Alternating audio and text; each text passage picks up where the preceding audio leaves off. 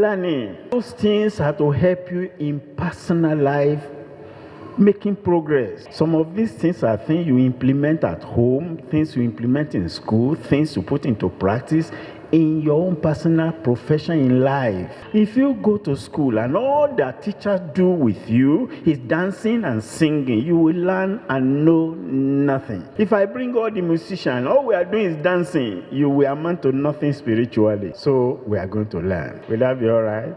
You know, there's one thing about this church. It's a teaching church. Whether it's general superintendent, whether it's national overseer, whether call him anything or anything, what you will notice is teaching, teaching, teaching. Remove teaching from education. What is left?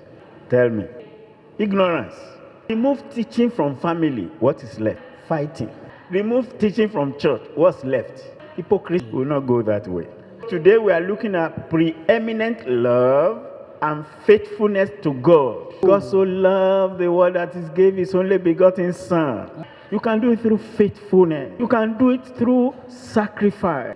David said, Psalm 116, because the need to appreciate God is for every one of us. Look at verse 12. Render unto the Lord for all His benefit toward me. Can I render to say, God, I'm grateful I'm not one of them? Can I render to tell God I'm grateful that you saved me from sin? You deliver me from the power of darkness. The witches are there, the wizards are there, Illuminati, and all kind of things out there. There are people that cannot sleep except they take tablets. There are people today that they are feeding through pipe in Kenyatta Hospital. People there, they are being coma since January. How can I stand before God to at least say, God, I have nothing to offer, but I want to say thank you, Lord. But at least you should have something to offer. So David, after he thought about it, I said, what can I really offer? He said, I'm going to do something. 13. We take the cup of salvation and call upon the name of the Lord. That's what he said he would do. Verse 14. Pay my vows unto the Lord now in the presence of all His people. What can you decide to do? We got a challenge today. No, the sister said, I can do it. Let me try. And the brother also said, I can do it. Let me try. And that is showing affection to God. What do you intend to do? That your life will not be like the life of a bird that flew from Mombasa and got to Kisumu. The path it follows, we can't see. That your life will not be like the fish that swam from Lake Victoria into Indian Ocean. The road it took, we can't see. You are here today. Tomorrow, for any reason, you are somewhere else. What mark can we see that you have made when you are here? I promise God that I will not be a good for nothing Christian. And so they say, what can you do? He says nothing. And God said, get a nothing blessing. What can you do? Say something. The Lord said, get a something blessing. Nothing times nothing times nothing is nothing. You want to be nothing? Nothing in the kingdom, nothing in the church. Maybe unfortunately, nothing in the family and nothing in the society. May I humbly request, Mr. and Mrs. Nothing, Miss and Master Nothing, can you stand up? That's my challenge to you. David asked the question, what can I render? And he said, I pay my vow. Remember, my finger can play something. The harp. And I will play to the glory of God. That's what the brother said. I remember I can play something. And the sister said, I remember I can say something. What can you do? How about you? How about you? You know, our brother, our pastor, he said the youth to places. And when you look at the choir, it's the youth that are there. And behind the keyboard is the youth that are there. But I don't want to believe that you are Miss and Master Nothing. We come, we go, but we amount to nothing. If we are present or we are absent, we count for nothing. Do nothing, say nothing, offer nothing, and nothing times nothing multiplied by nothing is nothing. I've decided not to be a good for nothing Christian. That's something to think about. He did something for me. I want to tell him I'm grateful with something. God has done something in my life. I want to, in return, appreciate with something. God has promised me something. I want to approach his throne, wanting to claim that promise with something. That's the focus of our message. Faithfulness, evidence of love. Faith, element of true love. Fervency, expression of true love. 3 points we are considering. Number 1, evidence. Number 2, the element, the substance. And then number 3, the expression. If somebody is sitting somewhere and he's saying, I love you, I love you, I love you, I love you, it's nothing until words is translated into action.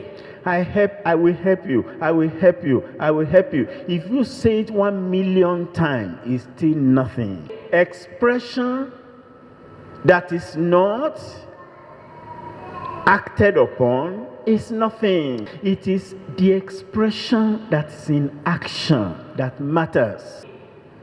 What can you offer to God for what he has done in your own life? You look left, you look right, you look back, you look forward and say, in this church, what can I do? Pastor has not called me because I don't know what you can do. But there's one thing I know what I can do. What you can do. I have decided to do what I can do. Your own decision is left for you. That's why we start with faithfulness. Not only saying it, but meaning it in your life, in your heart. Moses demonstrated it to the point God said, I know that man.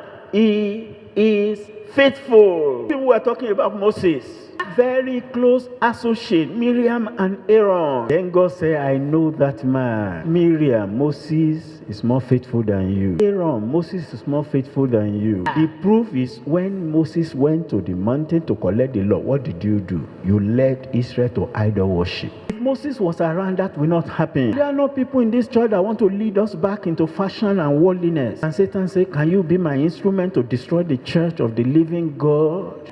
By action, by appearance, by your attitude, or to exhibit, doing something but not saying it. You know, the other day I made an illustration. Child is playing out there, and you come out of your room, saw the child playing, then you do like this. The child is frightened. You quietly go back to your room, saw the child was screaming. Did you beat the child? Did you touch the child? You did not, but you did. Who killed the husband of Bathsheba? Tell me, who killed him? But he died in the war. David did not go to that battle. David was in the palace. Your action or inaction means something. If you are passive in this church, I'm asking you, where is the evidence of your faithfulness? Where is the evidence you are doing something, or you can do something, or you mean to do something for the glory of God? The evidence of love that we saw in Moses towards God is number 1, faithfulness. Number 2, commitment. The evidence of love towards God in Abraham, number 1, faithfulness. Number 1, obedience. Number 2, sacrifice. The evidence of love we found in Deborah towards God was courage and commitment. The evidence of love we found in Ruth towards God was chastity and consistency. The evidence of love for God in Esther was prayerfulness and courage. Pick your pen and write down evidence of your love for God in this church. Can I wait for you to write it? It's an assignment. Write it. I've not seen the writing. You will write. You know, I can stop here and begin to examine, to mark your paper. And if you lie, you can tell lie to yourself. You can say, I am the preacher, when you are doing nothing. You can be lying to yourself. Write your evidence of love for God since you came to Deeper Life. And my dear brother, you are not writing. You need a biro. I can give you my own. If you don't have, come and take. I say you should write it. Those who are not writing, I'm waiting. Tell yourself the truth. What is the evidence of your love for God? What are you doing? What have you done? And what do you intend to do? Have you finished writing?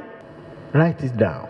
It is practical time. You may discover you have not something tangible to write. That's not the best, but it's not too bad as yet. The question next is this: what can you actually do? What do you intend to do? What have you decided to do? It's a practical session, so you write it down. I believe you are mature enough not to deceive yourself. I believe you know what you are writing is before God. I believe the angels are witnessing. And the devil is also trying to peep from far away. What is he writing? What is she promising? What has he written? What will he do? Will they improve? Will they do something that will bring progress to this church? And what answer do you have for that question? Consider what Jesus did. Consider his love, his sacrifice, his commitment. Let that one speak to your life. Speak to your marital life, your profession or your studies. When temptation comes, it came to Joseph. How do you prove that you still love God in that situation? The evidence of your affection towards God. That's what we're asking you to write. And if there's nothing tangible as at now, so it's like they say there's going to be an exam today. And then this one say, I didn't prepare. I didn't know. I didn't hear the announcement. Say about you. I'm just hearing for you. I didn't know this, what we're going to ask us. Honestly, I'm not ready. And the teacher says, okay, let us postpone it. Date do you suggest? Date do you suggest? And so we agree on a certain day to give you time to prepare. So the question has come. Jesus is saying, what will you do for me? Be a tangible evidence. I love you. Not that talk action. So now, what is it that you are going to do? The preparation time has come. What do you intend to do? As evidence, you truly love God.